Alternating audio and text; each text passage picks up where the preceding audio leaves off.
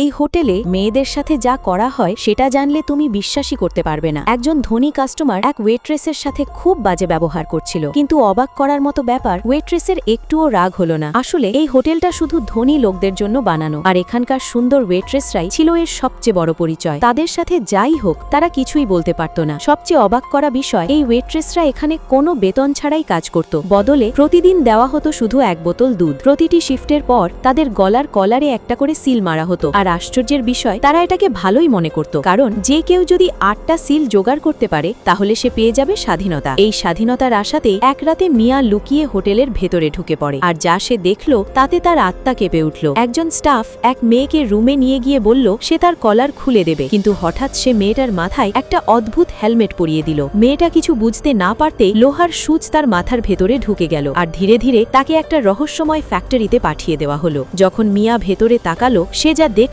তা ছিল ভয়ঙ্কর। তার সাথে কাজ করা মেয়েদের মৃতদেহ ঝুলছিল চারদিকে, আর সবচেয়ে ভয়ঙ্কর সত্য, যে দুধ সে প্রতিদিন খেত সেটা তৈরি হতো ওই মেয়েদের শরীর থেকেই। এই সত্য জানার পর মিয়া পুরো ভেঙে পড়ে। পরের দিন এক ধনী লোক আবার এক মেট্রেসের শরীরে ক্রিম লাগাচ্ছিল। মিয়া ভাবল আগের মতোই মেয়েটা সব সহ্য করবে, কিন্তু হঠাৎ মেয়েটা তাকে জোরে একটা চড় মেরে ফেলে দিল মাটিতে। সবাই অবাক হয়ে গেল। মেয়েটা দৌড়ে লিফটের দিকে গেল। ঠিক তখনই হোটেলের মালিক এসে রিমোট দিয়ে তাকে ভয় দেখাতে লাগলো, কিন্তু মেয়েটা থামল না। অবশেষে মালিক বাটন চাপতেই মেয়েটা মাটিতে লুটিয়ে পড়ল। সবকিছু দেখে মিয়া স্তব্ধ হয়ে গেল। রাতে জেসন এসে মিয়ার কলার খুলে দিল। এবার মিয়া সত্যিই মুক্ত। তারা দুজন পালানোর সিদ্ধান্ত নিল। জেসন একটা ডিভাইস ছুঁড়ে মারতেই সামনে 100 মিটার লম্বা একটা ব্রিজ তৈরি হয়ে গেল, কিন্তু তারা উঠতেই হোটেলের লোকেরা পিছু নিল। জেসন লড়াই করছিল, কিন্তু হঠাৎ উপর থেকে গুলি লাগতেই সে নিচে পড়ে গেল। মিয়াকে আবার ধরে ফেলা হলো। যখন তাকে মৃত্যুর দিকে নিয়ে যাওয়া হচ্ছিল, হঠাৎ পাশে থাকা একজন লোক আক্রমণ করল। কয়েক সেকেন্ডেই সে সবাইকে শেষ করে দিল। আর যখন হেলমেট খুলল,